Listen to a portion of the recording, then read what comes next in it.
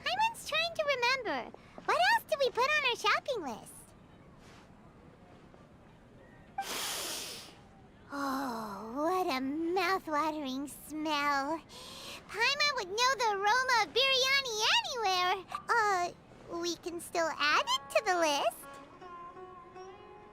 Well, if it isn't the Traveler and Paimon. Wasn't expecting to see you here. Hello there. Oh, it's been quite a while. Huh. So you two are still hanging out together. Dia, didn't you say last time that you were gonna head back to the desert? I said I was going to resign from being her bodyguard, not that our friendship was over.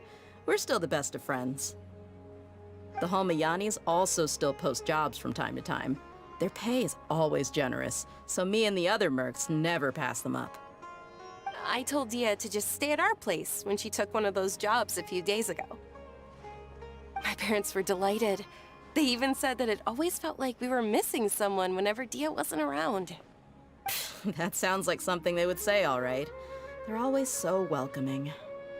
Anyway, the job is already taken care of, so I was gonna head back to the brigade as soon as I finished a little shopping.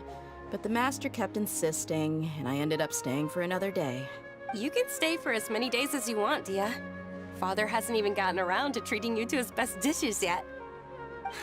You know I'm not the kind of person to stay put in one place like that, my lady. Don't worry, though.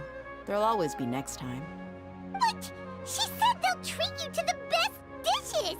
I can't believe you can still refuse that! But wait. Didn't you say last time that you would take me on a trip to the desert? Why don't you just take me with you today, when you leave? There are so many places I still haven't visited yet. I'm sorry, my lady, but no can do. There's still a few things I need to take care of back at the brigade. Besides, the desert hasn't exactly been the most— Oh, come on. Not this again. That's also what you said last time and the time before that. I know, I'm sorry. Just give me some more time, and I promise I'll plan the best trip ever. All right, fine. To be perfectly honest, it's not that I wanted to go, it's more like I feel like something is off about you lately. Ever since you first set foot on the estate a few days ago, you've been acting anxious and even paranoid. Have you been delaying our trip because you've run into some kind of trouble? Nah, are you kidding? You're worrying too much. Would you swear on that? Friends shouldn't lie to each other, you know. I wouldn't pry any further if you're willing to swear on what you just said. But if something really is bothering you, then just tell me. You know I'll help you however I can. Oh, looks like Dunyarzad was onto something. You're too perceptive, my lady. Seems I can't hide anything from you. I just thought that nothing good could come out of telling you about the messy happenings of mercenaries. Knowing too much only leads to more trouble. Mercenary life is a dog-eat-dog world where Mora reigns supreme. Everything operates on a completely different set of rules. That doesn't change anything about what I just said, though. We're still friends, and I can only support you if I understand. My lady, you're not gonna stop until you drag it out of me, are ya? All right, I'll share what I know. Let's go somewhere else first. This isn't... Okay, let's talk here. Just try not to draw any extra attention. As you may already know, the Eremites have both a lot of mercenaries and a complex organizational structure. Many mercs are no different than me, just going around looking for jobs to earn. My brigade is called the Blazing Beasts. We're not a large group, but every member is loyal and brave. However, not all Eremite brigades are like mine. Some are willing to cross all kinds of lines for the sake of Mora. The most notorious is a faction known as Deshret's relics? Judging from the name, they must really look up to... Yep, you got it. I've heard that you've already crossed paths with Ain al-Akmar. They're one of the groups under the Relic's banner. Oh, you mean the group that tried to sell us the Divine Knowledge Capsule? Yeah, they weren't friendly at all. Deshret's Relics is composed of many smaller brigades like Ain al-Akmar. The Relic's headquarters issues orders to all brigades. On any other day, I would want nothing to do with them. Unfortunately, though, the brigade that's stirring up trouble now is none other than Dakan al-Akmar. Dakan? I think it means beard or something. Believe me, it's a really stupid name. I found it insufferable for years. Anyway, the real issue is that Dakan al-Akmar is led by my father, Kusela. Say what now? I think I'm starting to understand your anxiety now. But what did they do? I won't go into details, my lady, but they've been involved in a lot of violent incidents. We're talking hundreds. Hundreds? Yep. The scenes tend to be quite gruesome, too. They strip the victims of all their valuables before murdering them. Not only have they targeted merchant caravans and ordinary citizens, but other mercenary brigades as well. That's beyond terrible. They won't even spare their own kind. I don't know how Deshret's Relic sees it. All I do know is that Dakan al-Akmar has become more and more aggressive over the last few years. If I don't do something about them, then even my brigade or the people of Aru village could become their next target. I just wish I knew what's driven him to do this. Yeah. How can your father do such terrible things? I don't know. People change. He's always been pretty pathetic. But at least in the past, there were still a few lines that he wouldn't cross. That's setting the bar pretty low. I mean, if he was even remotely decent, then why would I have to leave the brigade and cut all ties with him? He was loud and foolish, with no real sense of purpose. Instead of doing anything useful, he spent most of his time drinking and chasing after women. Of course, the other brigade members were just like him. Their ruckus would go on night after night. Sounds like a nightmare. What about your mother? Did she ever step in to... Unfortunately, I never knew my mother. I'm sorry, Dia. It's all right, my lady. That's pretty common in mercenary circles. Didn't I mention that my father was chasing after women?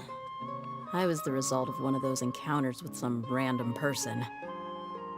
He told me that he wasn't sure who my mother was. And in any case, she never came to see me. He'd say, "You'll be fine as long as you remember to stick with Dad." But even then, he left most of the parenting to the brigade. The one thing I do remember is that he used to tell me stories. But the problem was that he had terrible taste. He only knew a few stories, and even those tended to be pretty stale. They were tales of desert warriors defeating dragons in the forest, or stories of mercenaries rescuing princesses. Sounds like your typical... More or less, yeah. They were interesting maybe the first or second time around, but after about 20 repeats, they started to get a little dull. He seemed to think those stories were the best things ever, though. He was so into them that he'd call the whole brigade over and make them perform the whole thing as a play.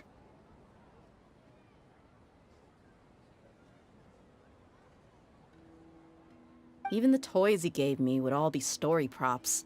I'd get helmets, shields, and toy swords. It was only much later when I realized that the shows were more for him than they ever were for... What an interesting guy. Yeah, I've always found him pretty childish, but that was something I could just shrug off.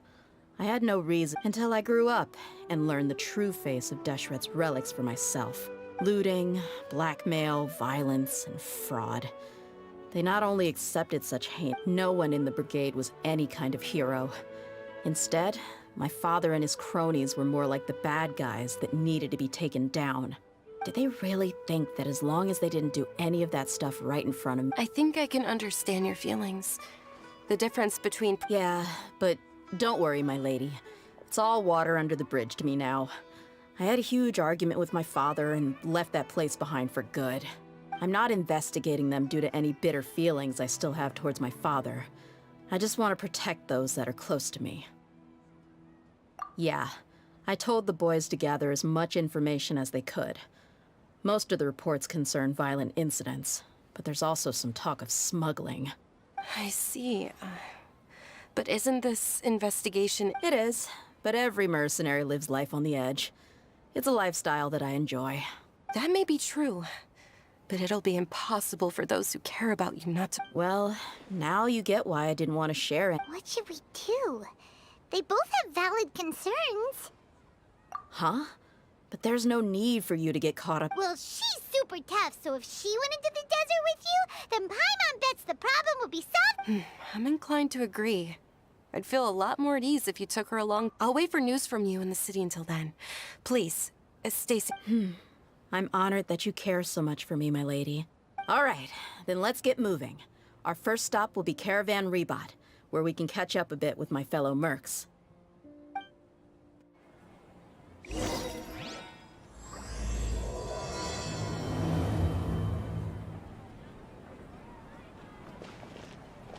be able to see Nilu perform again.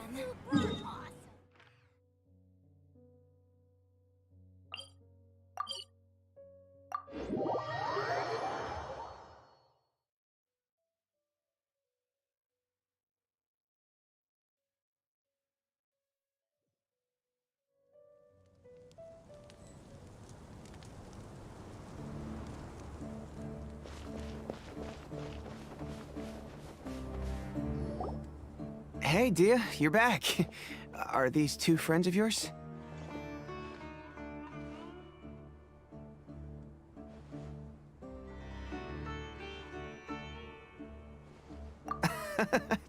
Likewise. There's no need to be so formal with us. We're a pretty casual crew. Anyway, since we've got a newcomer, let me fill you in on what the Khan al-Akhmar's been up to lately. They've become extremely aggressive. Apparently, even their own now have become acceptable targets. They even attack other relics brigades, just the same as any other mercenary brigade. Even the most ferocious beasts still protect their own. It sounds like they've thrown that straight to the wind. That's right. Once they've collected enough loot off the other mercenaries, they sell it off to a different brigade, or turn to merchants on the black market. A portion of their profits is immediately exchanged for more food and weaponry to be used in their next violent operation.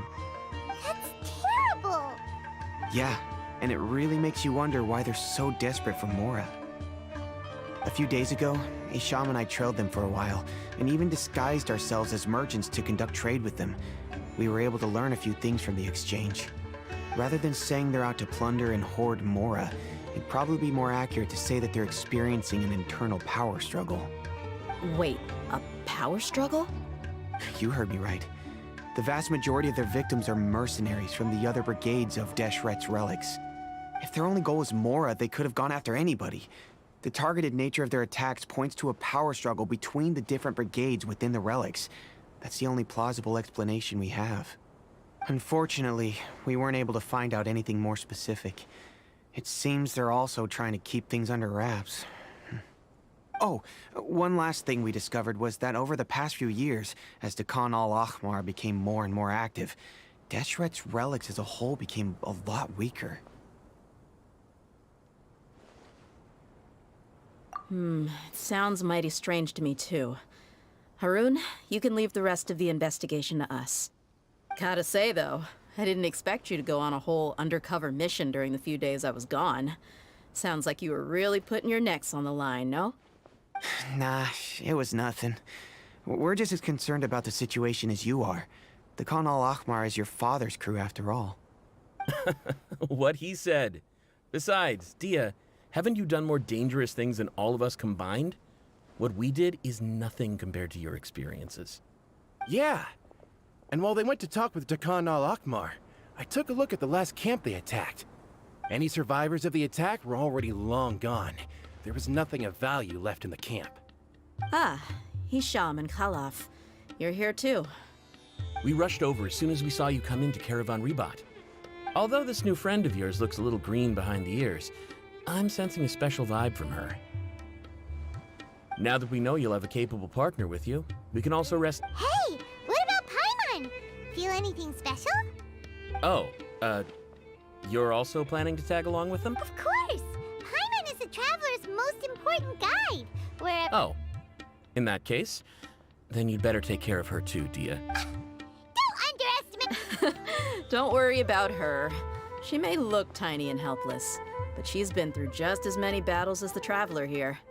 Even if she had only survived on sheer luck, then that alone would still make her quite formidable. I had no idea. I guess I shouldn't judge by appearance. Oh, one other thing, Dia. When you're free, why don't you update the deputy about your upcoming schedule?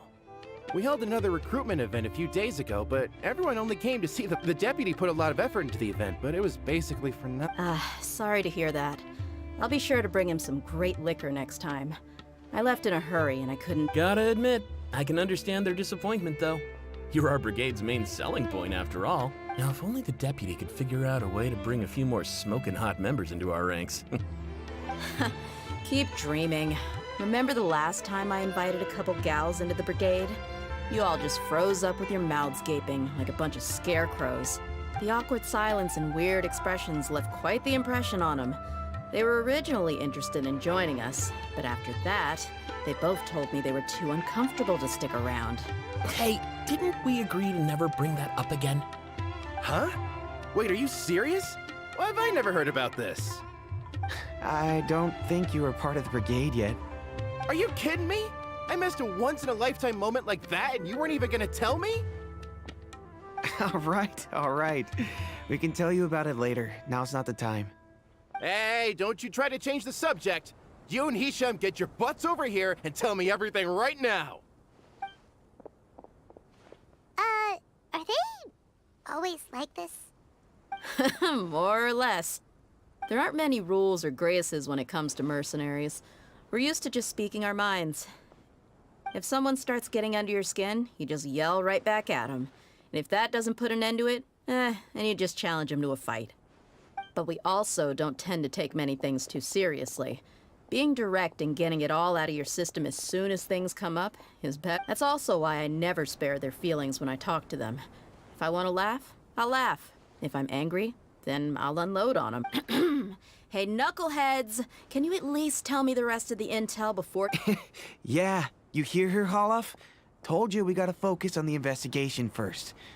All you gotta do is wait and ambush them in the evening. Perfect. Thanks for that. Be sure to pass my regards to everyone. Will do. You stay safe.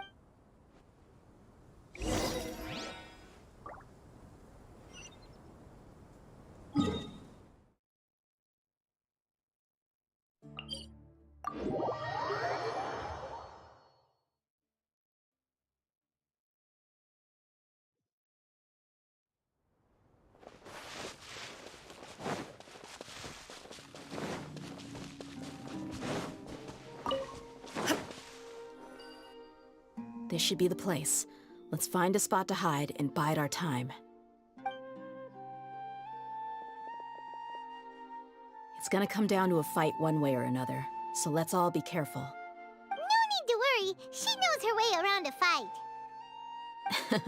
I'm not worried about that. What I meant is that we probably shouldn't go too hard on the enemy. After all, we still need to get information out of them.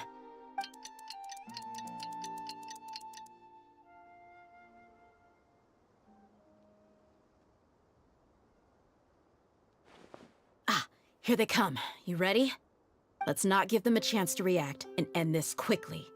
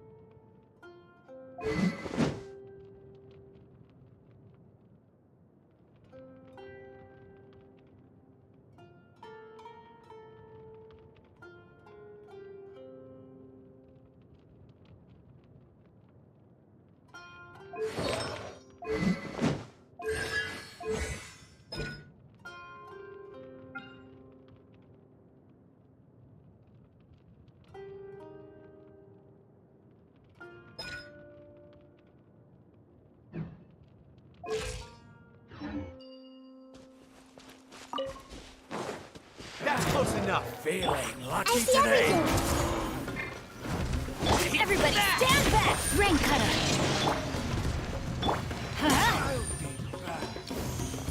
I'll you want this one.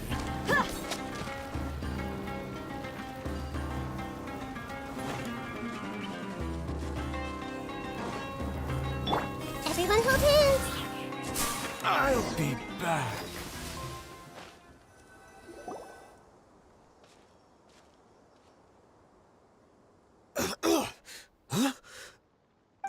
You're the Flame Mane. Good. That saves me an introduction. All right, time for a little talk. Are you buddies with Dakana Lakmar now? Tell me, what are they after? You know the code of being a mercenary just like everyone else. The first rule is to never divulge key information about our employer. What makes you think I'd talk? Ha! That might have worked on an amateur, but I know you're just looking to protect your reputation. Think about it, though. What's your reputation worth if you won't have the other tools you need to succeed in this line of work? Tools like, I don't know, your limbs or eyes? You've got 5 seconds. You might want to think twice about how much your employer's information is worth to you. Whoa! I'm not joking around. We can do this the easy way or the painful way. 2 seconds! I'll save you the trouble.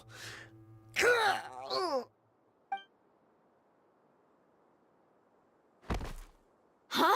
Are you crazy? He tried to bite off his own tongue. Quick, search the area for any first aid supplies. I definitely didn't expect him to go that far. Thankfully, the wound wasn't too deep, and he just passed out from the pain. But why would he be so extreme? I just wanted to test his mettle. You can get a lot of mercenaries to talk just by threatening them. I didn't expect him to be willing to go through so much pain just to deny us some intel. Well, he's out cold for now. We could wait for him to wake up, but maybe it's not a good idea to interrogate him any further. What should we do? Yeah, don't worry about it.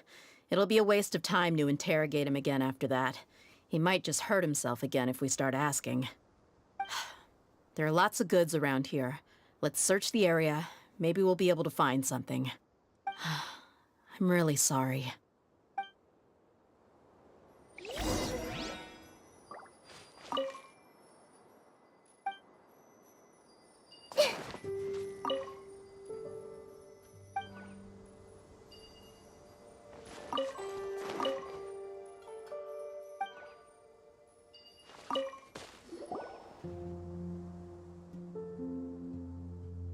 We found a piece of paper with a bunch of names on it.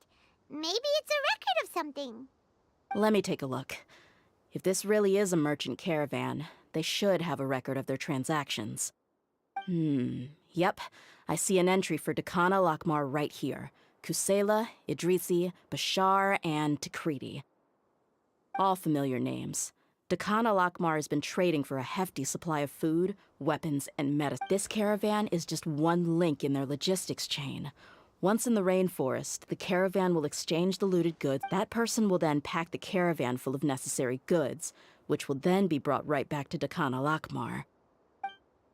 Wait, why is there no Mora value recorded for the final transaction? No value? Yeah. Every transaction before the last one was marked with an exact amount of Mora, but the final one, where they paid for everything to be brought back to the desert, was simply marked as delivered.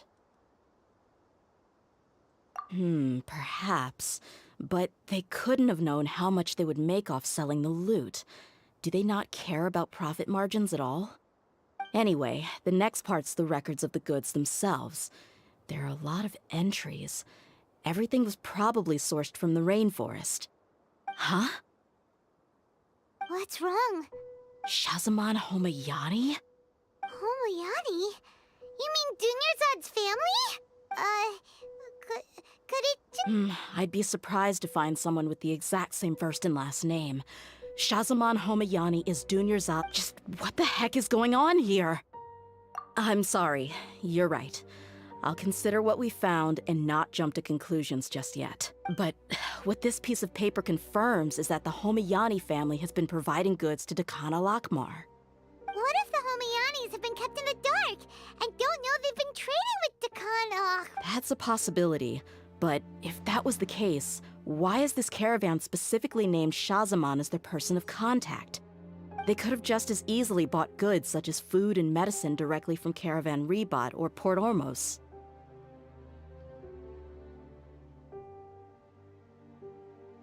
Yeah, funding violence and looting. The brigade gets the goods, and he is paid the proceeds from the sale of the loot. But why would he do something like this? It's not like the Homayanis are in need of money. I honestly have no idea. I've been to their estate many times, and I've never noticed anything suspicious. The only potentially large expenditure I could think of would be the treatment costs for Dunyarzad's Elazar. Maybe they borrowed a lot of Mora in the past? But that's still just a speculation. I don't think the Master would stoop so low to make Mora.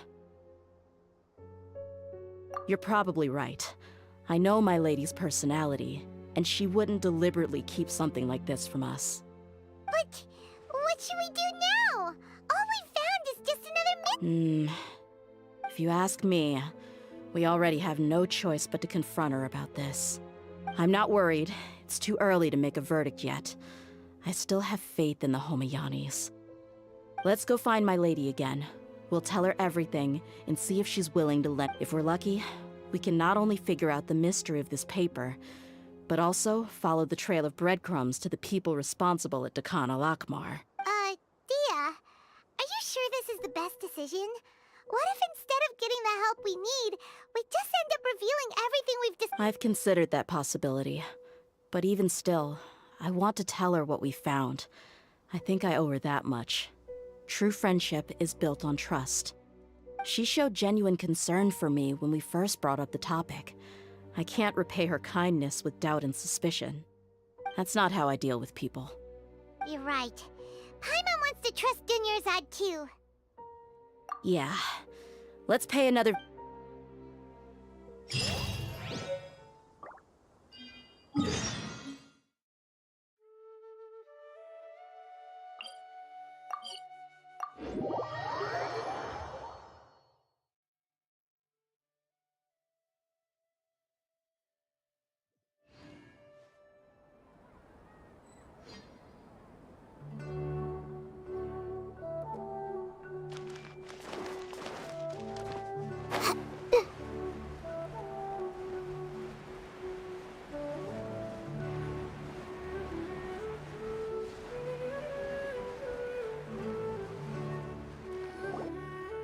We're back, my lady. Oh, you're back a lot sooner than I expected. You mustn't have run into any trouble then. Well, how did it go? What did you come up with? Actually, we're still investigating. It's just that we've discovered something strange. I see. The clues you found have led you back here, in the city? Something like that. Yeah. You all look a little dispirited. Whatever you found must not have been very encouraging after all. Why don't you discuss it with me? Maybe I'll be able to say something to cheer you up? It's okay, my lady. It's not so much about me being upset with my father or anything like that. So something is wrong. Even the Traveler and Paimon have been uncared. On any other day, Paimon would have already waved to me with a smile and shouted. So tell me, what happened? My lady, please prepare yourself. The Master. Okay, I understand. My father has been supplying goods to Dakan al-Akmar? Yeah, it makes as little sense to us as it does to you. I've never doubted the Master's integrity, so I'm having a real hard time rationalizing how he could ever support an infamous brigade like them. Maybe he's not actually aware of the full story and just stumbled into the deal by accident. I can't help but agree with the Traveler. Huh? You mean you feel this? Thank you for sharing all this information with me. Since you've told me everything you know, I should also tell you about some doubts that, in the past, I thought that my father hired a bodyguard for me so that I wouldn't run away and get lost. However, there are plenty of capable mercenaries in the Corps of 30. About that.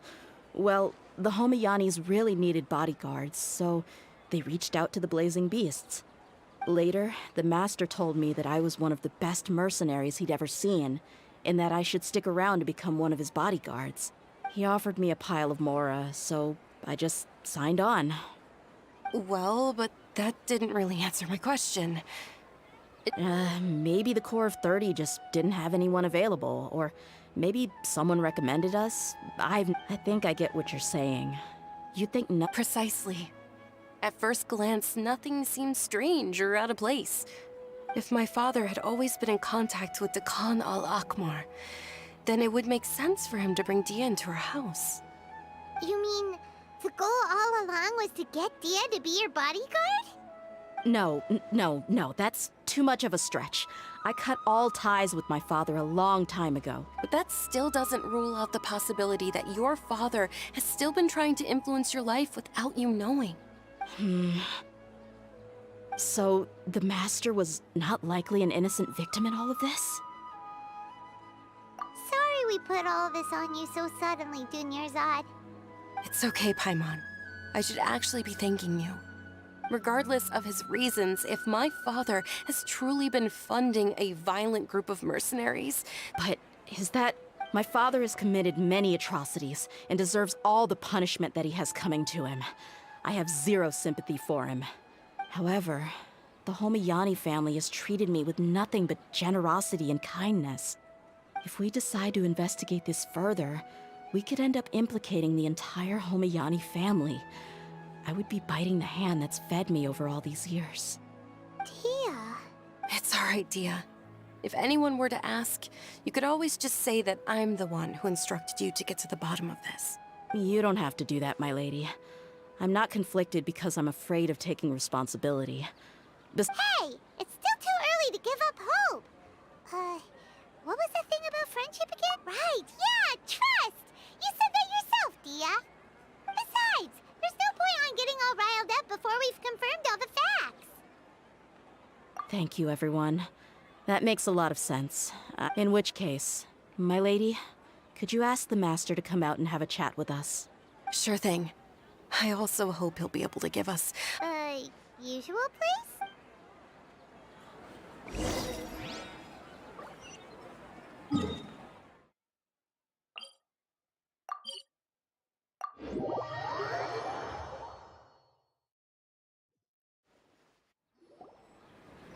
Thank you for coming, sir. Please allow me to introduce these two. This is the Traveler, and next to her is her travel companion, Paimon. Yes, my daughter has mentioned them from time to time. It's a privilege to finally meet them in person. But we may skip all the pleasantries for now. What is the important matter you wish to discuss with me today? Well, we wanted to bring this transaction record to your attention. There's something on this record that we're all pretty curious about. So, that's what you found? Huh. Seems like I can't keep everything from you much longer. If you wouldn't mind, we'd like an explanation. Well, it's a long and difficult story. And to be perfectly honest, I'm not sure if I'm doing the right thing.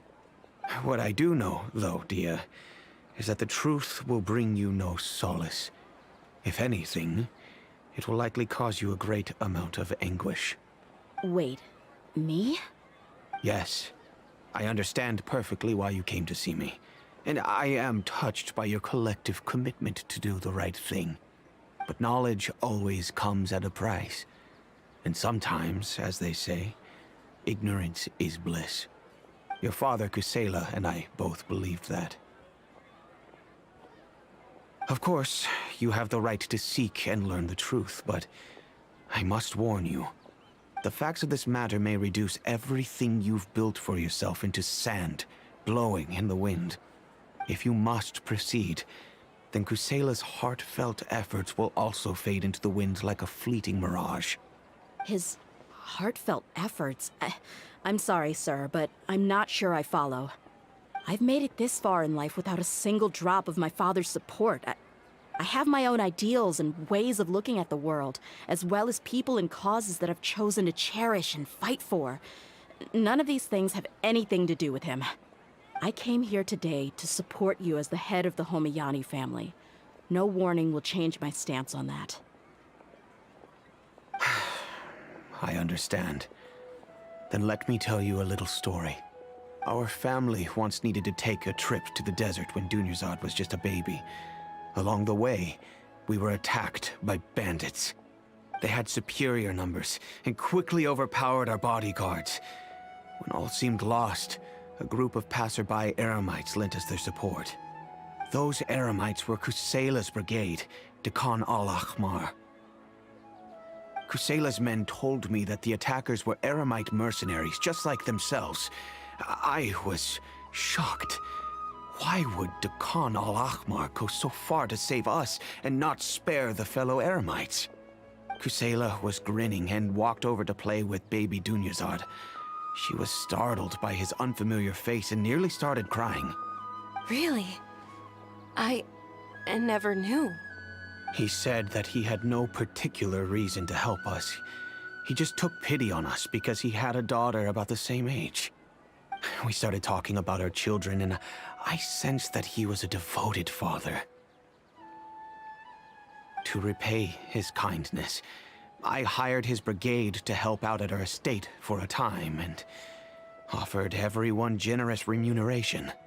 So, that's what happened. It was many years before I saw him again.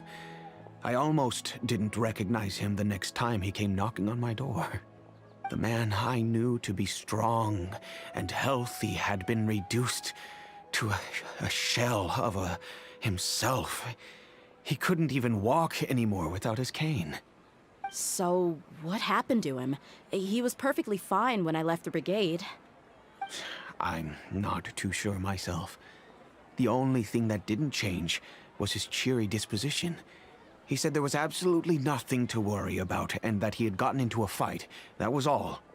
He then suddenly asked me if Dunyarzad, now that she had grown, would need a bodyguard of her own. At the time, Dunyarzad was going through a particularly severe bout of her Elazar. There was no need for her to have a bodyguard when she could barely leave the house. But he kept coming back to the topic. Come on, it never hurts to be safe. How do you know a bodyguard won't come in handy one day?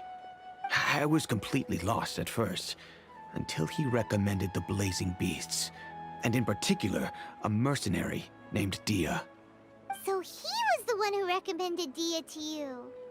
Indeed.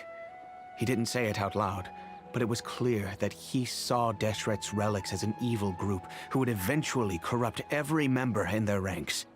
He was already beyond redemption, but he hoped that he would be able to detach his daughter from the vicious world of mercenary life. If Dia could stay in my house and keep working as a bodyguard, then gradually her affinity for the desert would decrease, and she'd be able to leave her previous life behind. And that's why you offered her such generous compensation? Yes, but not just because of that. From the moment that he asked me for that favor, I also began to see Dia as my own daughter. And that's also why I tried to persuade you to stay when you asked for permission to leave. I was willing to spend however much it took. Kusela saved my daughter and I all those years ago in the desert. I could never refuse him entrusting his daughter to me. He was always like that, acting like he's oh so smart and self-righteous. Kusela said that he'd reimburse me for a portion of Dia's fees. I refused to take any mora from him, but he'd always sent me funds anyway. Eventually, I just accepted them as a token of his gratitude. And that went on for a while until I received another letter from him a few years ago. The letter contained a request to help him buy food weapons, medicine, and even explosive materials. Wait! Isn't that around the time that Decano Akhmar started becoming more aggressive? That's right. When I started to hear some nasty rumors, I became wary. I wanted to meet him face to face to discuss things. But by then, he was no longer receptive to my requests to talk. If I had to guess, it's probably because he doesn't want to put Dia at risk. That thought occurred to me as well. I figured that he probably came to me for help because he had nobody else to turn to. After some deliberation, I decided to send him some food and medicine. I turned down all his requests for explosives and weaponry. I am aware that even such a reduced gesture of support could lead to others coming to harm, but I could not simply reject his plea for help. In the end, it probably was the wrong decision. I plugged my ears to the rumors and just chose a solution that made me feel least guilty about myself. If you can, please tell me where he is now. None of the things he's doing right now make any sense if he's just trying to keep me from getting tangled up in his world.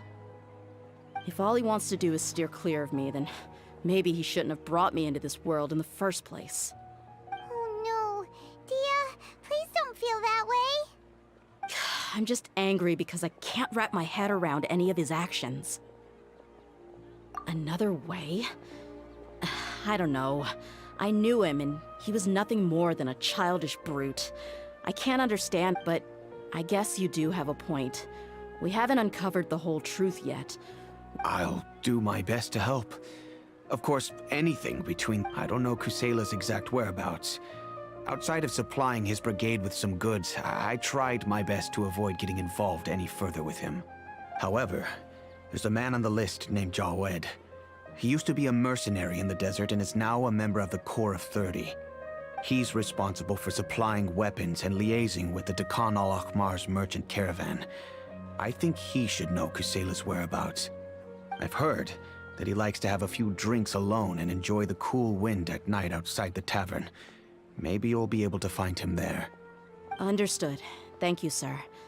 Then I guess this is bye for now, unless... I'll stay and be with my father here. To be honest, I'm still a little dazed and haven't finished processing everything quite yet. My father has indeed done something wrong, but if I think about it, I'm also not sure if there was a right way to handle this problem. I feel like our only course of action is to turn everything we know over to the Corps of 30 and let them render judgment. Yes. I am prepared to accept whatever verdict they choose. It's time to face my mistakes.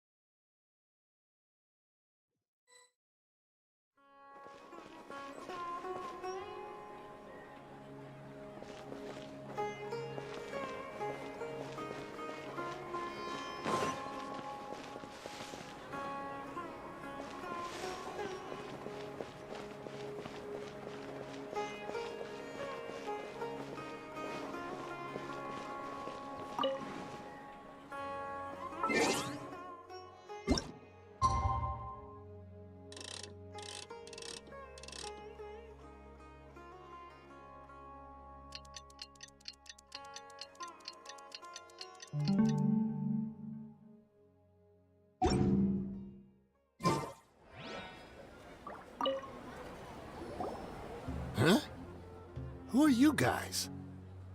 I know what you've been up to. Smuggling weapons to violent brigades in the desert while working for the Corps? Pretty bold, if you ask me.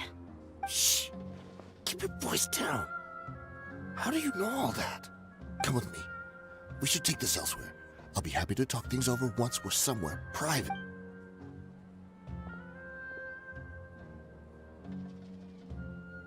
This place should do. All right, back to my question. How did you all know about me? Don't worry about that for now. You know what kind of punishment you'll face once we report you to the Corps, I assume. Wait, there's no need to jump the gun. Let's talk this out. What are your terms? So what's in it for you anyway, Mora? Well, I was a little tight on money at the time, and Kusela took good care of me in the past. I weighed it in my mind, and I couldn't find a reason to turn the opportunity down. I wouldn't only be helping my benefactor, but I could also make some quick Mora. Let me tell you how it is. We're investigating Dekhan al-Akmar, and we're gonna put an end to their operations. If you provide some help for us, then we might just put in a good word later to reduce the terms of your punishment. Hey, why don't we discuss this a little first? Listen, I made quite a bit of Mora from my last run. You just give me a number, and I'm sure we can... Shut it. My patience is running out. You should know when a mercenary is after something other than money. All right, sheesh. But you gotta promise you'll put in some nice words for me later. They're always on the move. Here's the spot they were at the last time I made my delivery to the desert. Feel free to go have a look. I'm just telling you though, it's not on me if they're not there anymore. Sure. And then you can forget about any nice words from us. Hey, come on. Now you're just being unreasonable. Really? And how do I know you're not leading us straight into a trap? Don't forget, you're the one with no bargaining chips. All right, I get it. Why don't you go take a look, and if they're not there anymore, I'll try to figure out something else for y'all. Now that's more like it. Let's move. And as for you, try to stick around the city until we get back. You don't want us to call the folks from the Corps and have them drag you back to the city.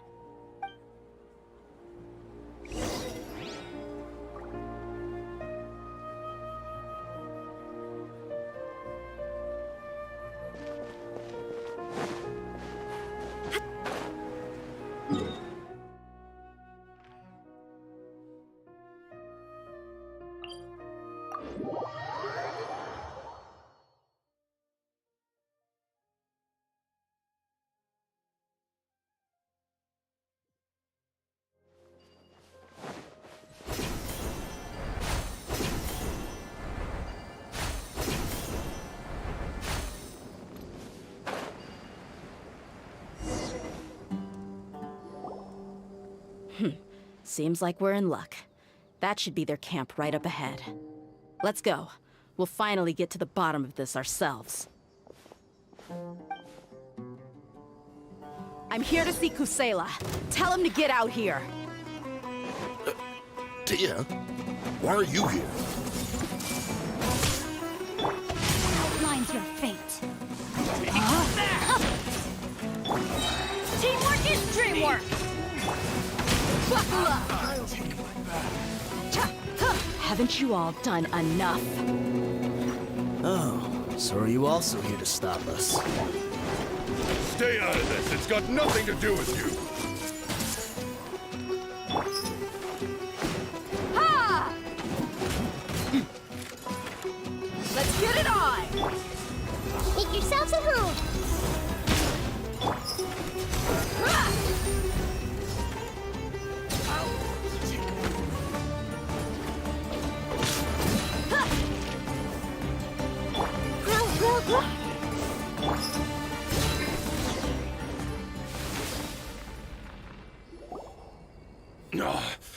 She's so strong.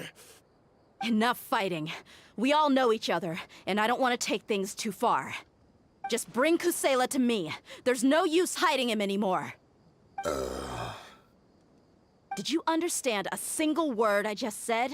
Or do I need to bash your skull in some more? All right, everyone, let's all just calm down for a second. Dia, the boss can't come out and see you anymore. He died a long time ago. What? Seems like you've been out of the loop for a while. Guess that's for the best, though. At least, that's what the old man wanted. When did he die? What happened to him? A few years ago, Kusela broke up Dakan al-Ahmar and went to the Deshret's Relics headquarters by himself. So is that when you guys started acting up? We would prefer to call it taking revenge. Every last person in Deshret's Relics must pay in blood for what they did.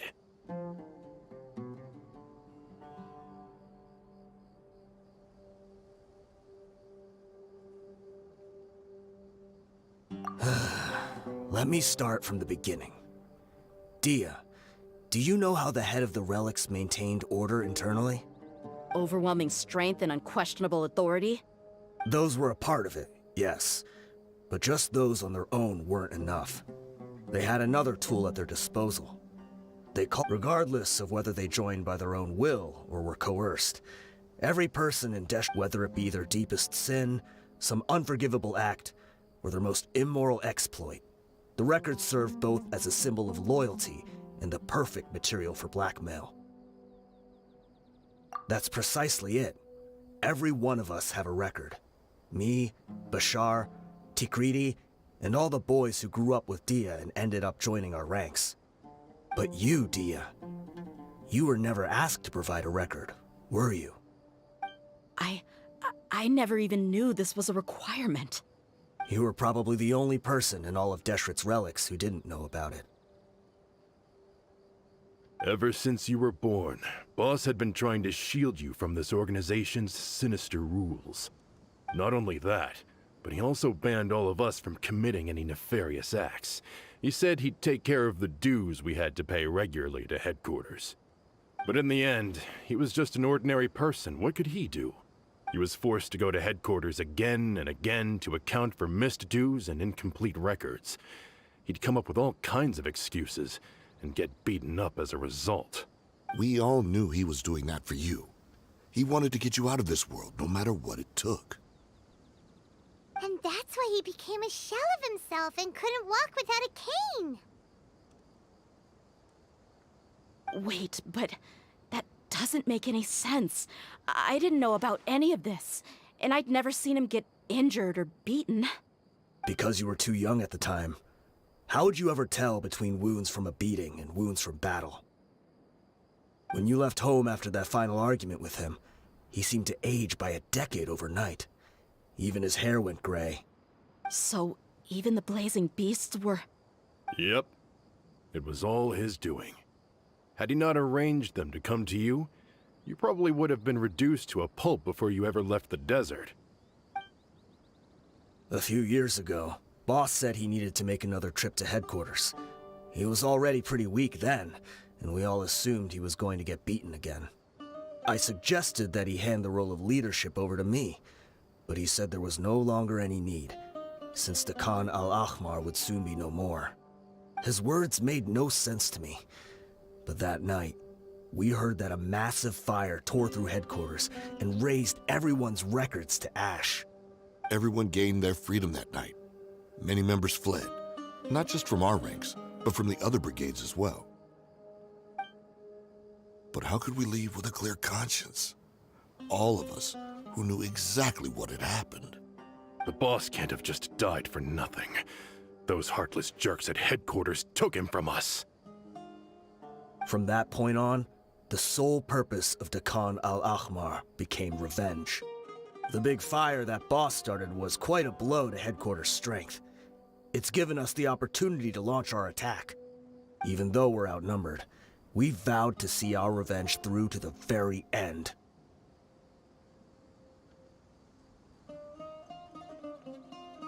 There were people from headquarters who changed their names and went into hiding. Some fled to other brigades, but we won't let any of them escape our wrath. They'll all pay for what they've done. We've suffered plenty of losses as well. To keep going, we need an enormous amount of supplies. All we can do is exchange our loot from Mora, and then use that to get supplies. We forged Boss's handwriting and sent out many letters to his former friends. Thankfully, many people were willing to come to our aid. We were also able to attract many mercenaries who shared our goal. We've endured unspeakable pain to win many impossible battles. Deshret's relics have become weaker and weaker, and now we finally have an opportunity to directly strike their headquarters. Paimon doesn't know what to say anymore. We do know right from wrong, but we were sinners from the very beginning. We do not deserve the freedom that the boss won for us with his life. Boss always loved his old-fashioned hero stories. Those tales about sacrificing yourself to save the world. We used to always laugh at him for it. But in the end, he really went and lived those stories out himself. As for me, I never considered myself a hero. We're all the lowest of the low. We have no right to even imagine such an existence. But maybe those hero stories he liked foreshadowed everything that was to come. The spirit of the hero touched all those he had saved, and more people joined his cause. Maybe we were all just acting along with the play in the beginning. But as we acted the parts and recited the lines, we were drawn in. And now, we want to see the story through to the end.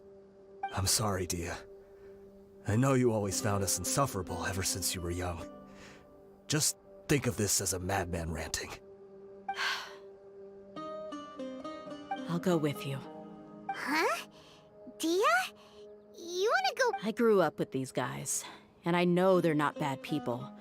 It's just that all I know is that Deshret's relics must be Furthermore, I want to go see the place for myself. I want to know if... I know you don't want to get involved in this, so there's no need for you to tag along. I can do this on my own. Yeah. Paimon feels like we'd only regret it if we don't see... Thank you.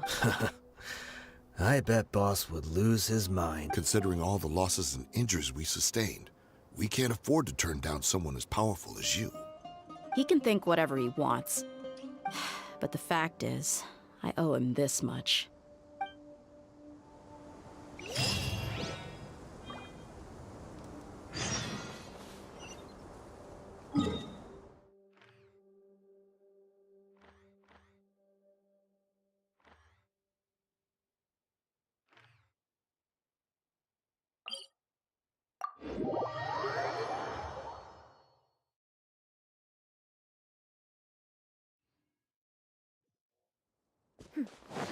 Clear skies can do nothing to hide the brilliance of lightning. Divine bolts can strike even in the absence of rain. Do you see that tree? Wait, you understand? So, demonstration is not required. Good.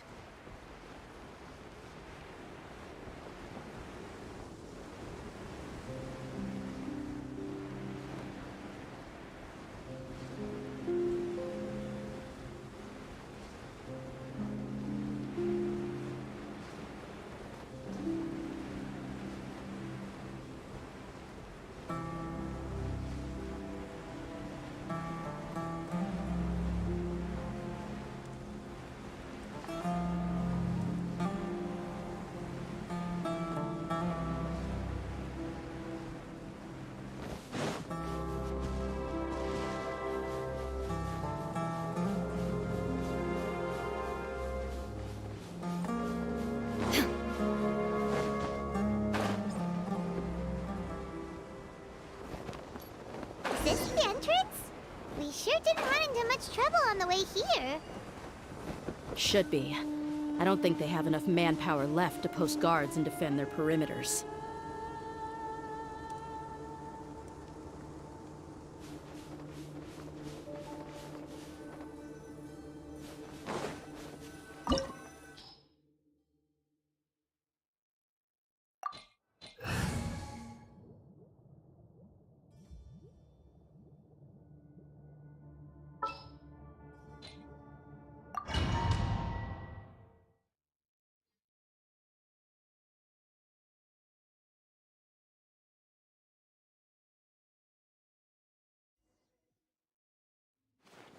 Wow.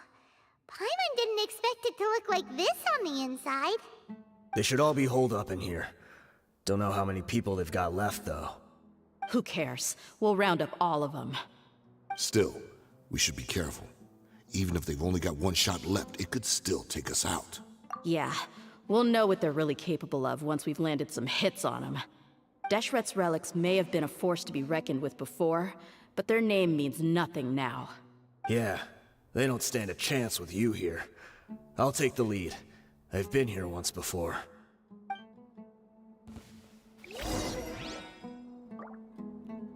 Look alive!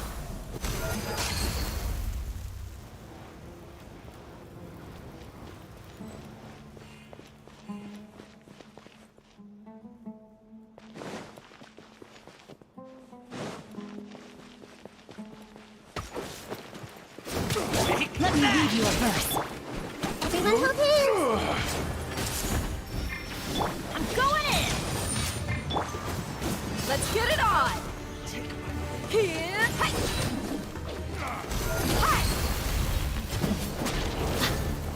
Commit it to memory! Cha! Ha!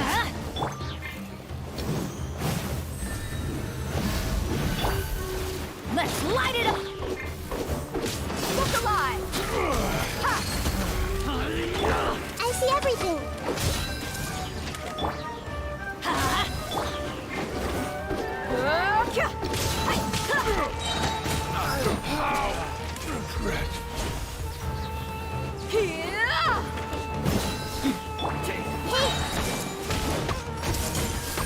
Teamwork is dreamwork! You asked for it! I'll take me.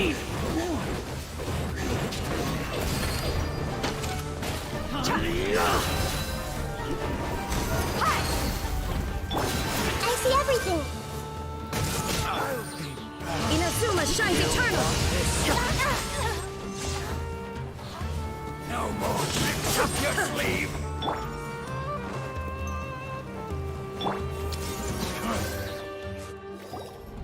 This way, follow me.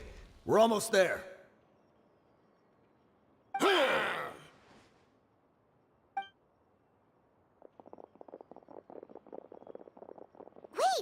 They went charging ahead without checking for any traps! Hey, you guys okay? It seems like we just got trapped in here. Don't think we triggered anything else. Watch out, the enemy's coming from ahead. Well, now that things have come to this, seems we'll have to fight our way through. Don't worry about us. We knew something like this could happen. Go and take a look around. Let's go! We can't let the boss down! Let's check if there's another way! The sooner we can make it through to help them, the better! Let's see. I think I see a way through over there, but it's being blocked by something. Let's try our luck with that mechanism. Okay, let's go!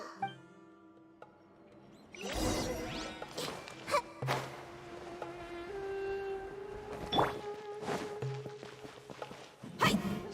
Yeah!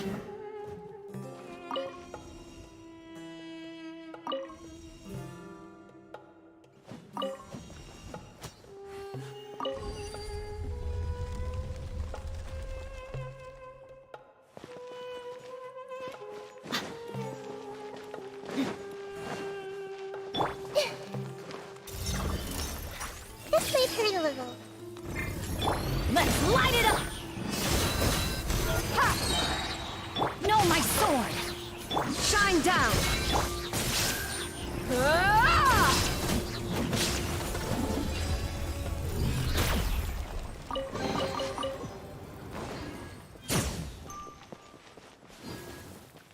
Another mechanism like the one before, but this one's being blocked off in the middle. We just need to adjust it a little.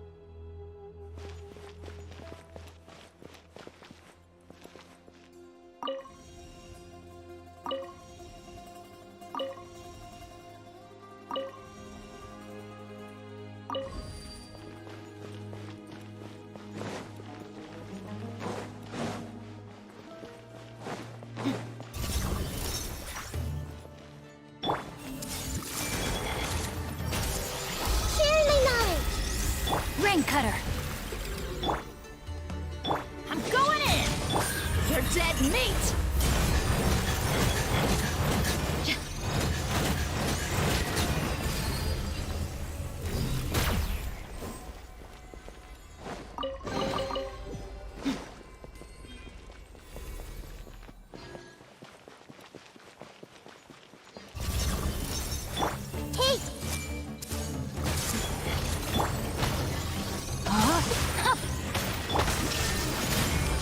Rain outlines your fate.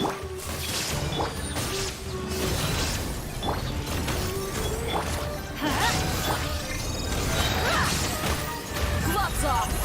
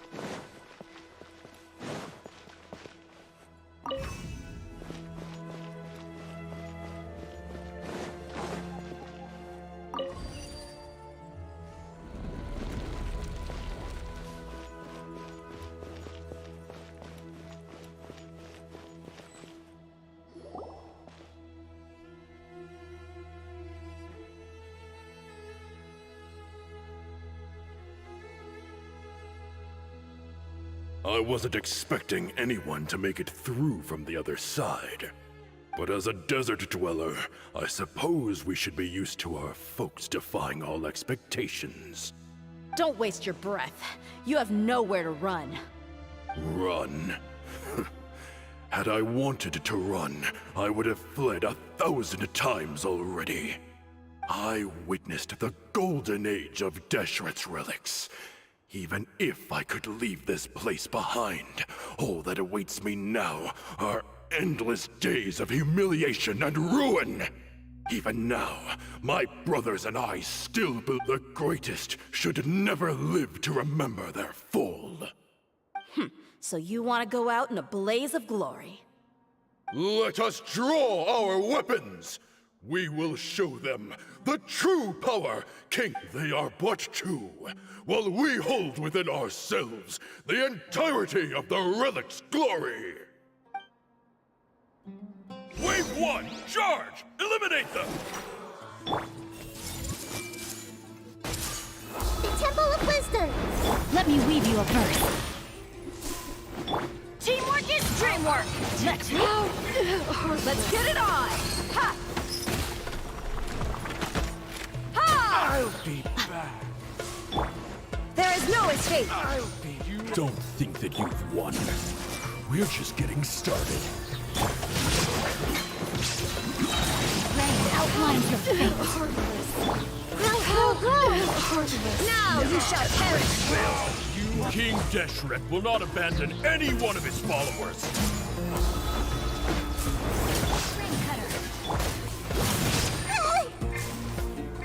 I'm going in!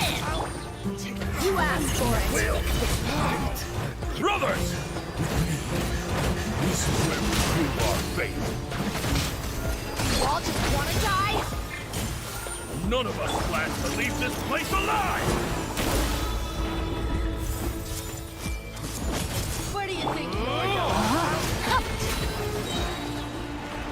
Not good. Teamwork is dreamwork! Buckle up! Let me weave you a verse. Golden slumber.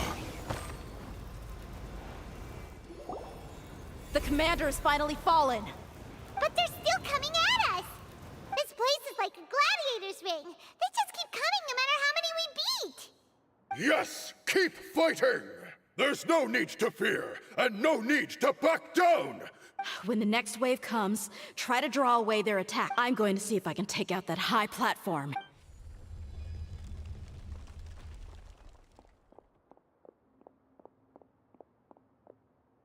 Get out of my way! Come and face me, Michel! Ugh, so they've broken through the front as well. Apologies, Lord Michal. They fight like absolute madmen! No matter how much we throw at them, they just keep coming.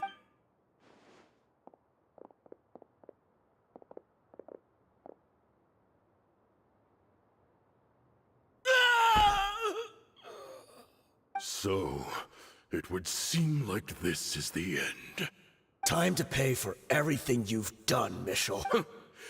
You think I will be buried in the sand, alongside all the rest of our fading glory. Hey, wait!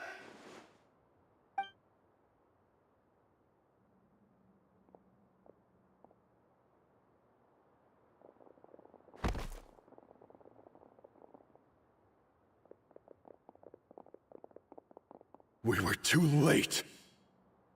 It's over. There's no more need to fight. But if you're still going to cling on to your so-called mercenary's pride, then I'll give you all a good beating as well.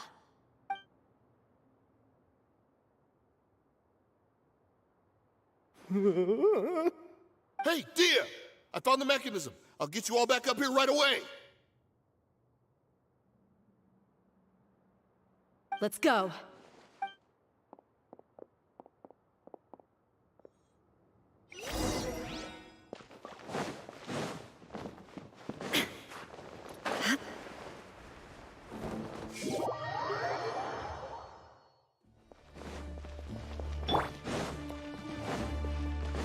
Let's get it on!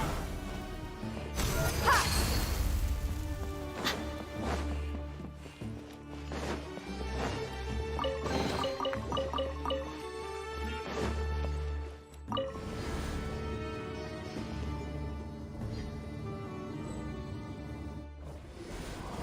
Who are you filthy rats? And why are you always pestering us? You call yourself a member of the infamous Deshret's relics, and you still can't even tell who's made it all the way. Who knows what intent a bunch of rats may have? We try to catch a couple, and you all just show up on the other side instead. How are we— Hey, have you ever heard of a man by the name of Kusela? Why would I know? This is your last chance.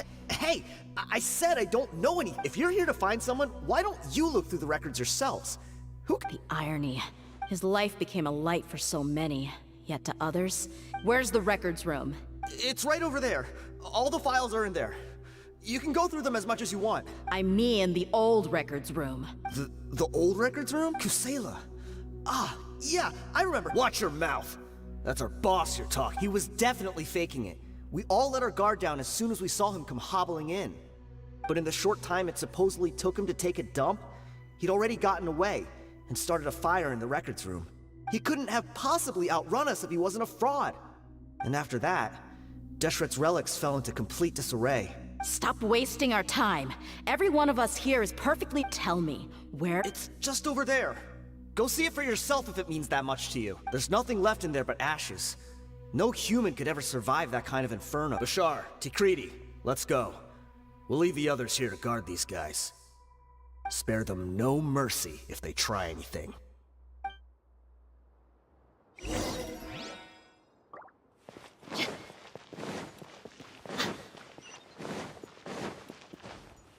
Buckle up!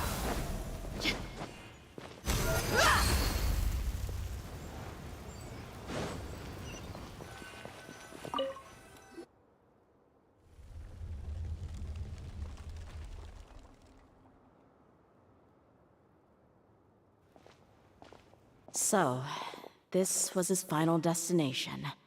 How did he do it? Getting past all the guards with a limp and sneaking in here to start a fire? If he was nimble enough to do that, then he must have been able to get out of here. I'm sorry. I know it's just wishful thinking.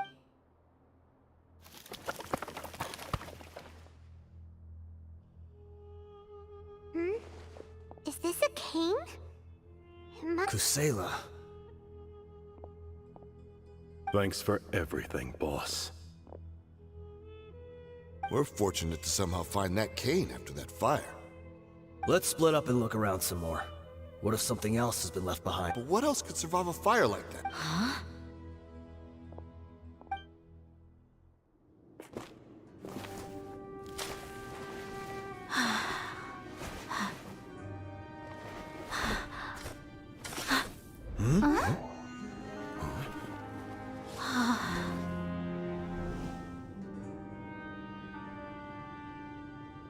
Potso. Wait! Isn't that the toy sword you played with as a child?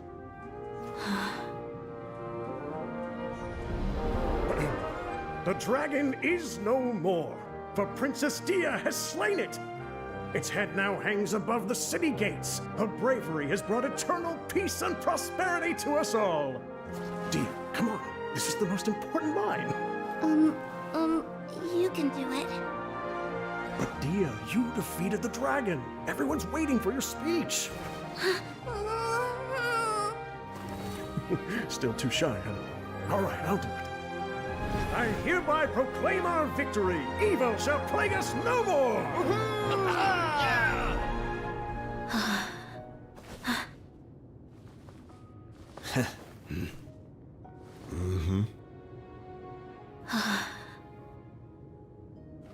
I hereby proclaim our victory. Evil shall plague us no more, Dad.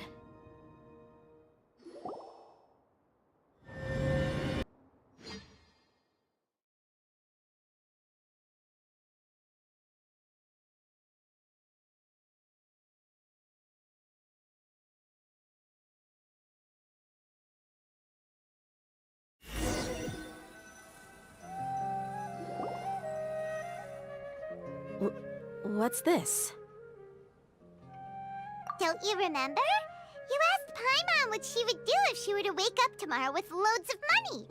And Paimon said that she would get boatloads of tasty snacks. You looked super confused at the time, but said these opportunities don't come by often.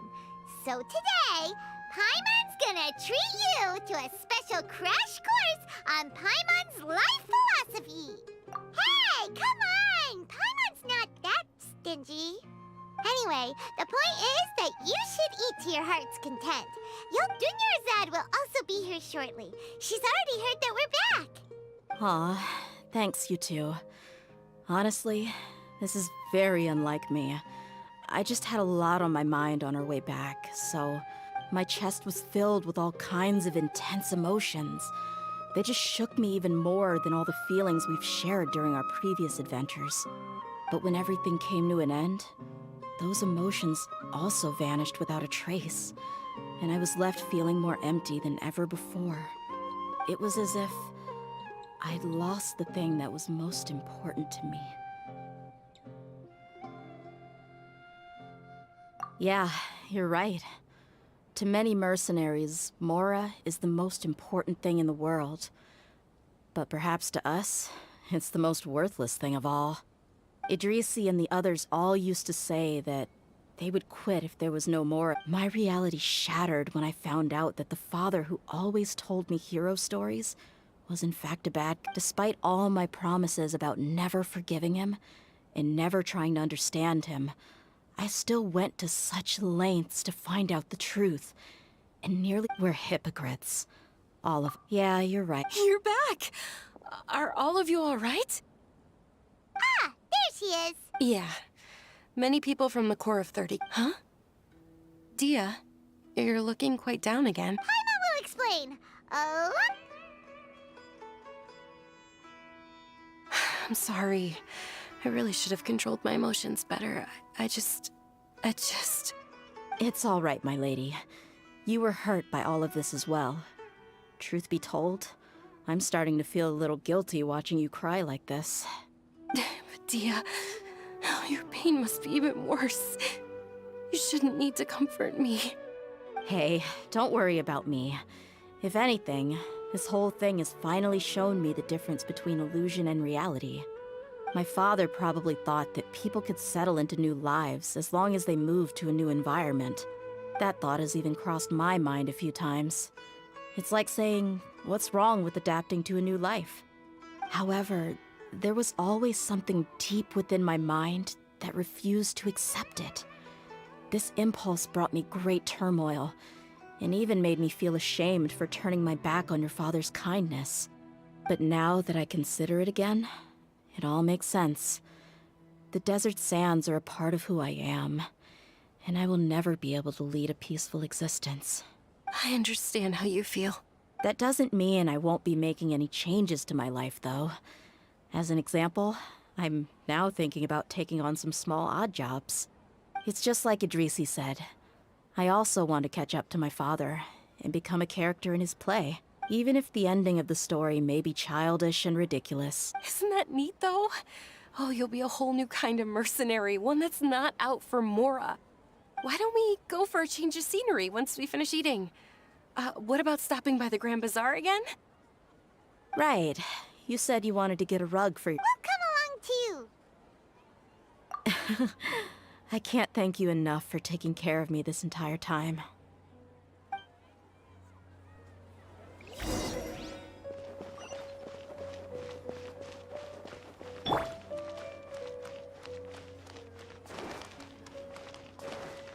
Add Astra.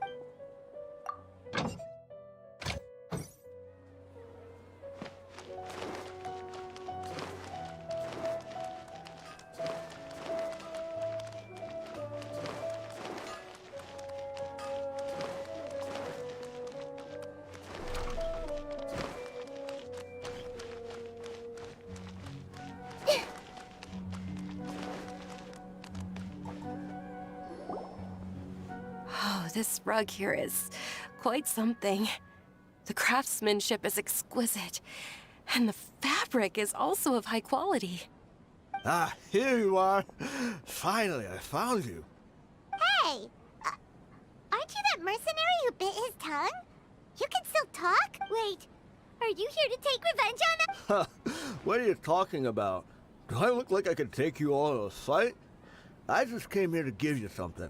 I'll be on my way to give myself up to the Corps after this. Once I woke up, I hurried to the Khan al-Ahmar's camp, hoping to alert them to your presence. But when I got there, I found no one except the members who were still too injured to move. Ah, so you probably got there after us.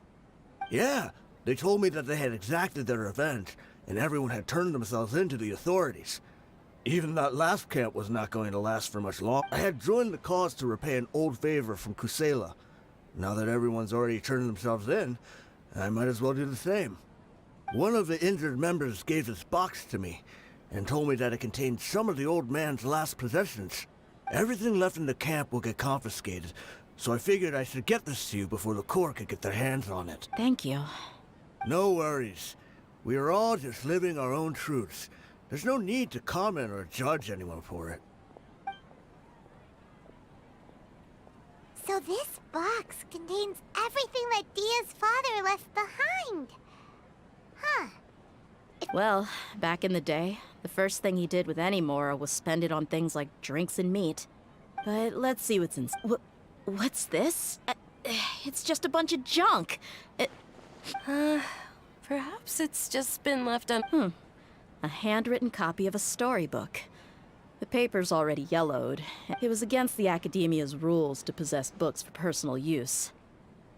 If he was going to break that rule, he could have at least... That probably means this was really important.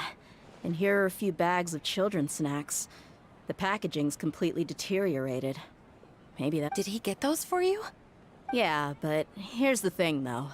Even when I was a child, I was never a fan of these kinds of snacks. He'd always say that he got them for me, but in the end, who even leaves snacks in a box like this anyway? Forget it. Let me see what else is in here. A razor, some buttons, a wool scarf, which, from the looks of it, probably belonged to a... I'm sorry, my lady, but this is just the kind of man he was. He probably saw this box as some kind of... 2 empty liquor bottles. Huh? There's something... Oh, you're right. All right, I got it out. It seems to be a piece of paper with some writing on it. The bottom part's all damaged from moisture, though. Let's hope the writing didn't. I was suddenly seized with an urge to write a letter after finishing this bottle. I just folded it up and left it to Dia. It's a letter for me? It's all right. I'll just read it out. If you went to the trouble of writing a letter... My condition's becoming worse and worse. Can't even walk without a cane anymore, much less go out and have fun. Guess I don't have many days left. If you're reading this letter, then I suppose I'm already long gone. You were adorable as a baby. Everyone loved you. And regardless of whether you were crying or laughing, everyone enjoyed having you in the group. But once you grew a bit older, you were no longer nearly as happy or cute. It's probably Idrisi's fault. He was never up to any good. Can you believe this guy? He can point the finger at himself. Anyway, back to the point. To summarize, I'm writing this so you would know not to feel sad for me, even if you end up finding out the truth. The reason being that... I was never your father to begin with. Wait, what? Surely, he must be joking, right? I don't know. I was quite formidable when I was young, and 100 times cooler than some so-called flame main. Really felt like the whole world was under my feet. With just a teeny tiny bit of effort, I felt I could rule over the entire desert. But as fate would have it, I went out into the desert for a drink one day and discovered a baby in the sands. It was you. You were just lying there, small and helpless. You were so tiny that if the wind blew for just a little while longer, you would have been buried forever. But your cries were so loud they made my head hurt. Now that I think of it, you really were a bundle of energy. Sounds like he's serious. I told Idrisi and the others that I had slipped up with a woman while out and about. None of them even doubted me. I'm sorry that I had to lie to them for so long, but I really had no other choice. I was their most esteemed leader, after all. It's not like I could just tell them that I suddenly wanted to play at being a father. At this rate, I'll puke up all the liquor I just drank from this bottle. Anyway, Dia, you possess the kind of freedom and kindness that we could only dream of. As far as how you should live your life, that'll be up to you to decide. That's the end of the letter. In the end, he was still thinking of me as a little child.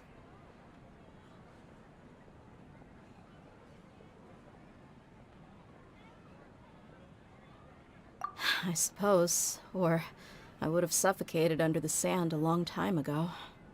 He was a good father to you. The fact that he wasn't a blood relative doesn't change that. Yeah. It's just a pity that we had to learn the... Do you already have some ideas about the decision that he wanted you to make?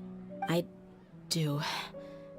If he first found me alone in the sands, then I want to try my hand at finding the person who... I just have one wish. To tell them a story. That there once existed a childish and foolish jerk with a heart of gold. And that only under his care was I able to grow and mature into the person I am today. If you end up finding any leads, can you share them with us? We go on adventures all the time. Sure, I appreciate it. I wasn't expecting you to be so enthusiastic. I'll help too. Thank you. My life has certainly had its twists and turns, but I've always considered myself lucky. Because no matter where I've gone, I've always been surrounded by incredible kindness.